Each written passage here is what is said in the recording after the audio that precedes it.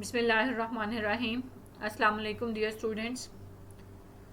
In the previous lecture, we had started with the topic of sensory receptors and we did the classification of sensory receptors in detail. In today's lecture, we are going to start the properties of the sensory receptors. The properties of sensory receptors are basically the general properties which are possessed by all the receptors. The first property that we are going to discuss is the receptor potential. The receptor potential is also known as the generator potential. When a specific stimulus is applied to a receptor, there is change in the ion permeability of the receptor membrane. The change in the ion permeability of the receptor membrane causes the influx of sodium into the cell. The influx of sodium into the cell produces a localized hypopolarization, which is known as the receptor potential. Now, receptor potential, it is a graded potential and it has the characteristics of the graded potential. Similar to the EPSP, which is excitatory postsynaptic potential, and EPP, which is the end plate potential. So all these are the examples of the graded potential. I am repeating that receptor potential is a graded potential similar to the excitatory postsynaptic potential and the end plate potential produced in the skeletal muscles, and it possesses the properties of the graded potential that we have discussed in association with EPSP in the previous lectures. Now, significance of the receptor potential is that when it reaches a critical value, an action potential is produced in the nerve fiber associated with the receptor.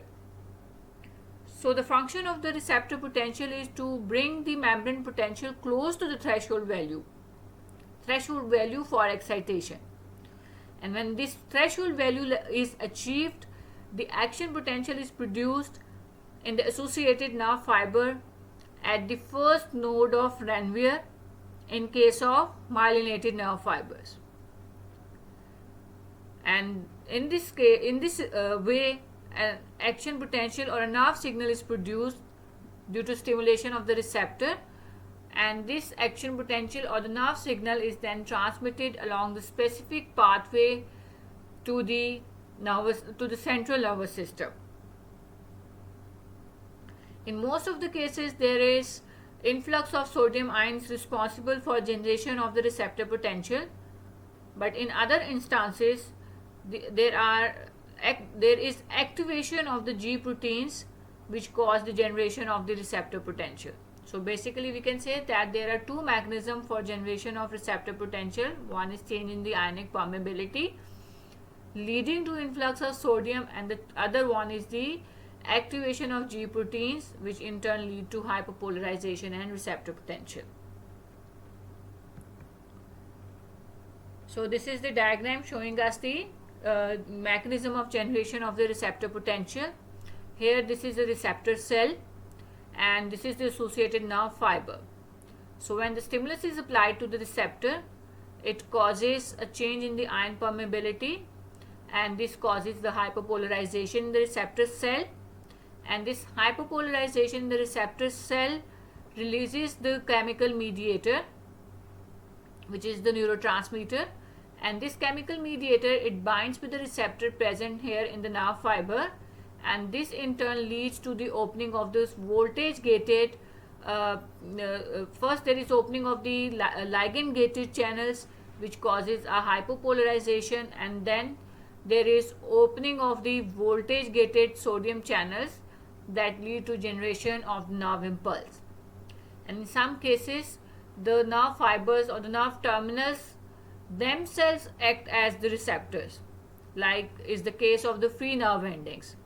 So the terminal parts of the nerve fibers are directly stimulated by the receptors. So here we can see a stimulus is applied to the terminal part of the nerve fiber, So this causes the excitation. First, there is a localized change in the potential, and if it reaches the threshold value, it causes the opening of the voltage gated sodium channels, and this opening of the voltage gated sodium channels then leads to influx of the sodium and generation of the nerve impulse, and this nerve impulse is then carried to the central nervous system through the specific pathway. This shows us the generation of the action potential and the receptor potential in case of a myelinated nerve fiber. So this dashed line is basically showing us the receptor membrane, and this is the nerve fiber. This is the unmyelinated portion of the nerve fiber, and this is the myelinated part of the nerve fiber. So when there is an application of the stimulus, this causes the change in the ionic permeability, as is shown by the reversal of this sign. So inside there is positive charge, and this causes a localized change, which is the receptor potential.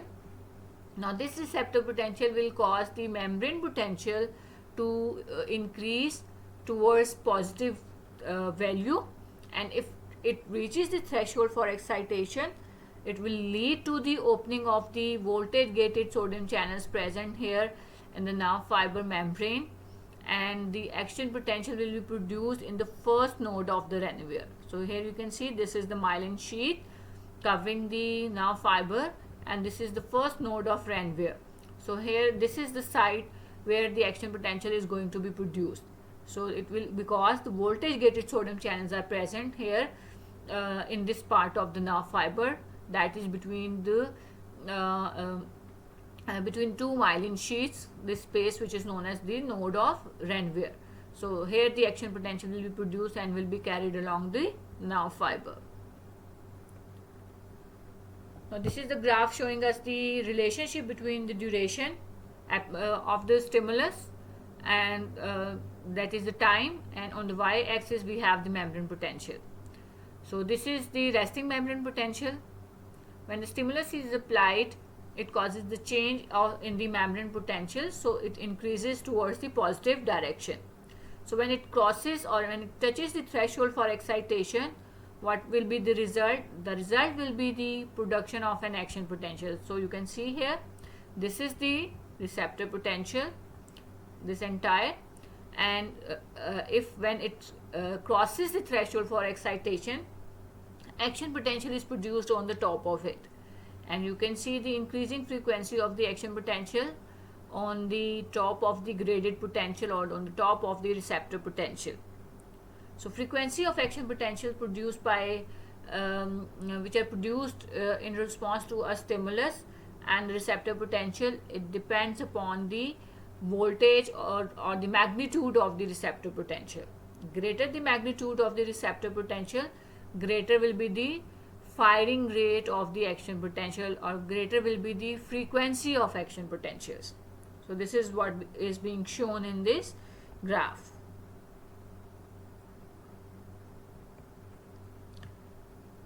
The second property that we are going to study is the specificity and the adequate stimulus. Now the receptors respond to specific environmental changes. That is, they respond to specific stimuli. The particular form of the stimulus to which the receptor is most sensitive is known as the adequate stimulus. I am repeating that a particular form of the stimulus to which a receptor is most sensitive is known as the adequate stimulus. For example, the adequate stimulus for the photoreceptors is light, because they are sensitive to light and are stimulated by the light. Similarly, the adequate stimulus for the olfactory receptors is odor or different smells, and the adequate stimulus for the baroreceptors is the change in the blood pressure.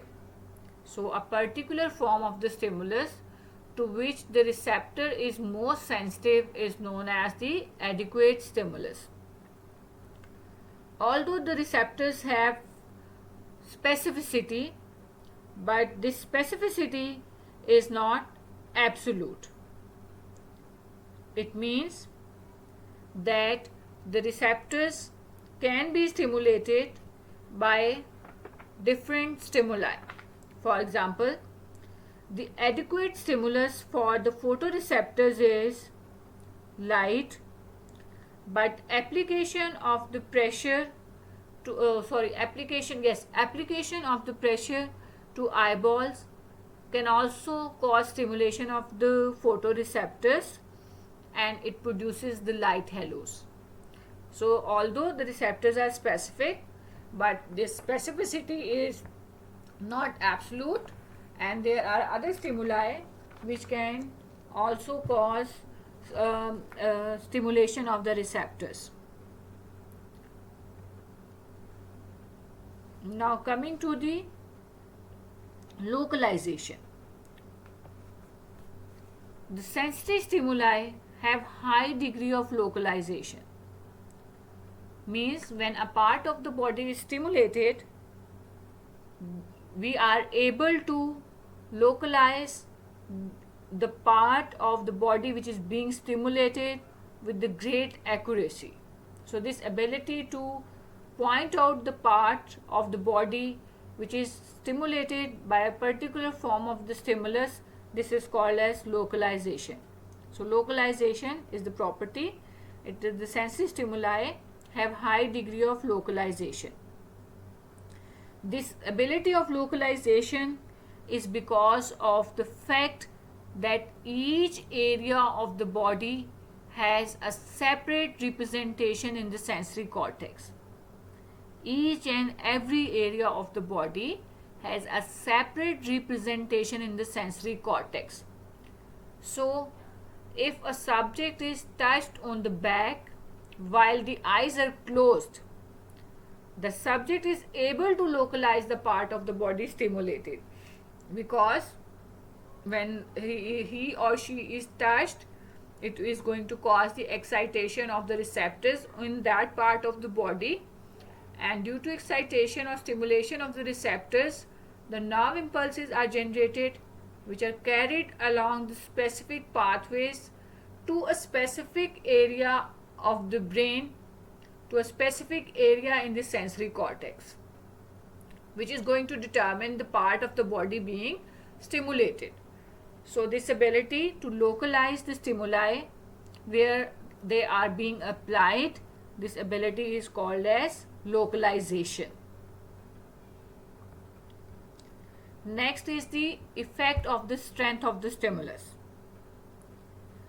We have just discussed that receptor potential is a graded potential, and it possesses the properties of the graded potential. So one of the property of the graded potential is that its magnitude is directly proportional to the strength of the stimulus. So greater the strength of the stimulus, greater will be the magnitude of the receptor potential. Now increase in the strength of the stimulus increases the magnitude of the receptor potential, and it also causes the recruitment of the more and more receptors, because of the fact stronger stimuli are spread to the surrounding area as well. With greater strength of the stimulus, the firing rate of action potential is also increased along the nerve fibers. This is not the number fibers, this is nerve fibers. It's a typing mistake, please correct it, that the number of action potentials transmitted along the nerve fibers is increased when there is increased strength of the stimulus.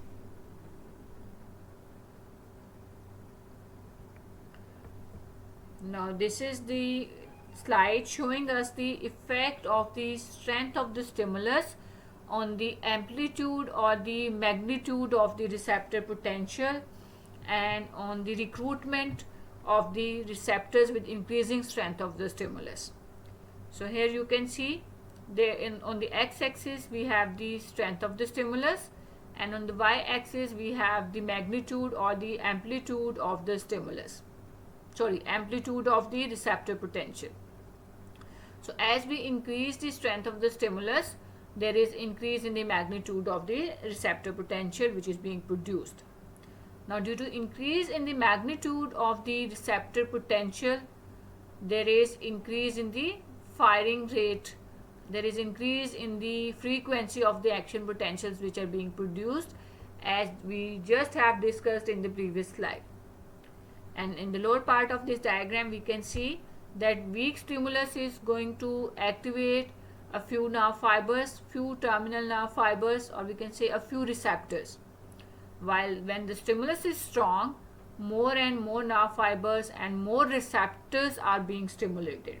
So there is recruitment of the receptors because of the spread of the stimulus to the surrounding area. You can see the area with the weak stimulus which is being stimulated is small. This much area is stimulated when the stimulus is weak, and when the stimulus is strong, the more area of the skin is stimulated, and so there is more involvement of the receptors, which is called as recruitment of the receptors.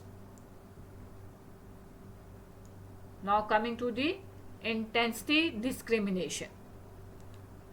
Now intensity discrimination means the ability to discriminate or determine the strength of the stimulus. We have just discussed the effect of the strength of the stimulus on the receptor potential. Now we are going to see how does the brain discriminate the intensity of stimulation. Now brain has two mechanisms to discriminate the intensity of the stimulus. The first mechanism by which the brain discriminate or determines the intensity of the stimulus is the frequency of discharge of impulses or the frequency of the action potentials. So we have discussed that the greater the strength of the stimulus, greater is the magnitude of the receptor potential, and greater is the frequency of discharge of impulses. So as there is more strength of the stimulus, more receptor potential is generated, and the firing rate of the nerve fiber or the frequency of the action potentials which are produced in the nerve fiber is going to increase, and we have seen it graphically in the previous slide. And with increased, second mechanism by which the brain discriminate the intensity is by the number of the receptors being activated. So with weak stimulus, lesser number of the receptors are activated, and with the strong stimulus, a greater number of the receptors is activated. So we have also seen this in the previous slide. The next property is adaptation of the receptors or receptor adaptation. When a steady stimulus is applied continuously to a receptor, the response of the receptor decreases or declines. Now this decrease or decline in the response of the receptor is called as receptor adaptation or desensitization. Receptor adaptation or desensitization. When a steady stimulus is the one which is of a fixed magnitude, which is not changing in its strength. So when a steady stimulus is applied, there is an initial burst of the activity or the initial burst of action potential which is produced along the nerve fiber. But with continuous application of the stimulus, the response produced by the receptors is gradually decreased, and to get the same degree of response, the strength of the stimulus must be increased. So if we are continuously stimulating a receptor and we want the receptor to respond with the same degree, we have to increase the strength of the stimulus. So strength of the stimulus is to be increased if we want to get the same degree of response. Now adaptation varies in different receptors.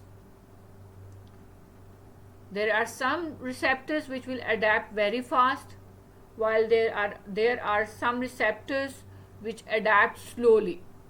So according to the degree or the rate of adaptation, we can classify the sensory receptors into rapidly adapting or fast adapting receptors and the slow adapting receptors. So in the previous lecture we have discussed the different ways of classification of receptors. So according to degree of adaptation, we can also classify the receptors into two groups: rapidly adapting receptors or the fast adapting receptors. These are also known as phasic receptors, while slow adapting receptors are also known as tonic receptors. So this is the graph showing us the adaptation of the different receptors in terms of impulses per second. On x-axis we have time, and on y-axis we have the frequency of impulses produced by the receptors. So we can see here we can see a few receptors which adapt very faster, and when there is continuous stimulation, the rate of discharge of impulses after an initial burst declines. Here you can see in case of Pacinian corpuscles there is rapid adaptation. Hair receptors, which are the hair follicle receptors, they also adapt faster. But in case of joint capsule receptors and the muscle receptors, you can see that adaptation is not fast, adaptation is slower. So there are slowly adapting receptors and there are fast adapting receptors. In the previous lecture we had discussed that the slowly adapting receptors also include the Roughney's end organs and the Merkel's disc.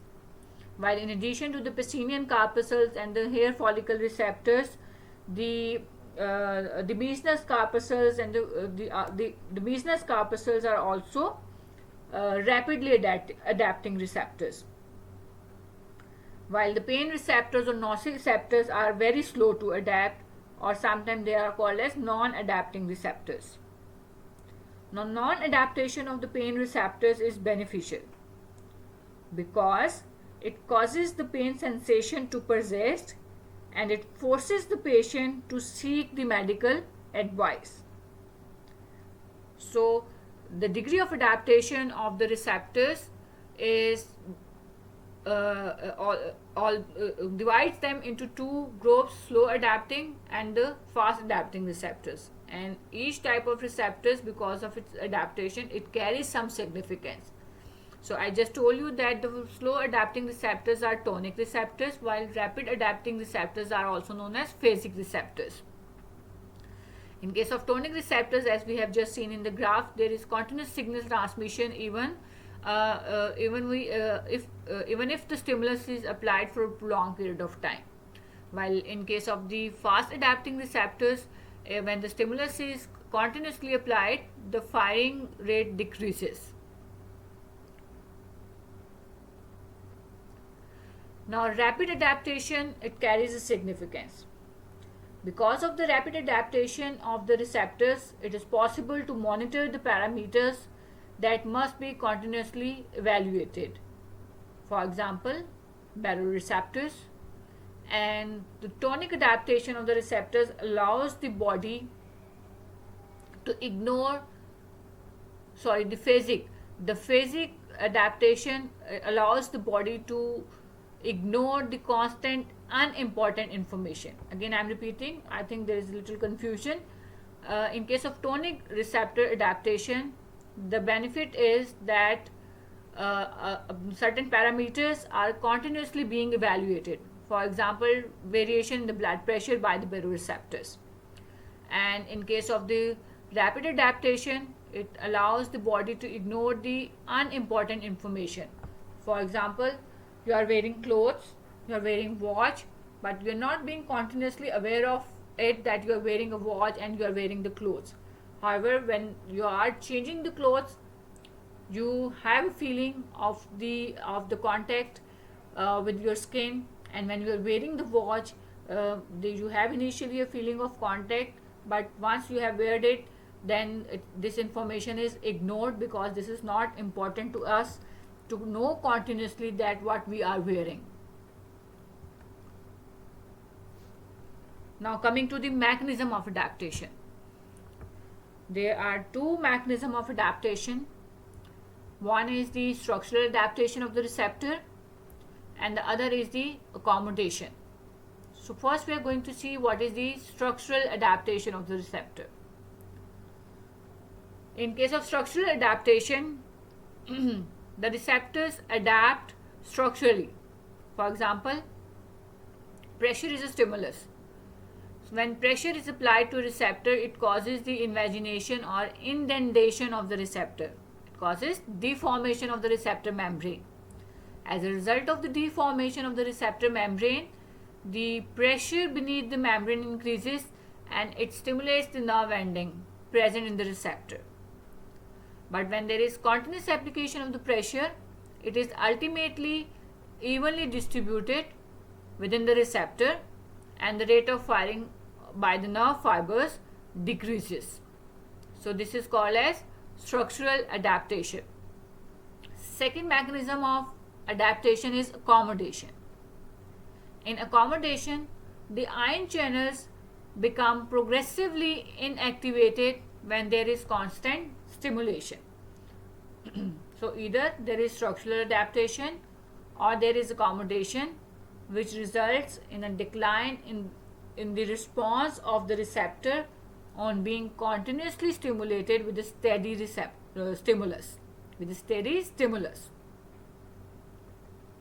Now coming to the importance of the rapid and slow adaptation. Although we have already discussed, but here again we are going to sum it up, that rapid adaptation helps in the perception of the new events.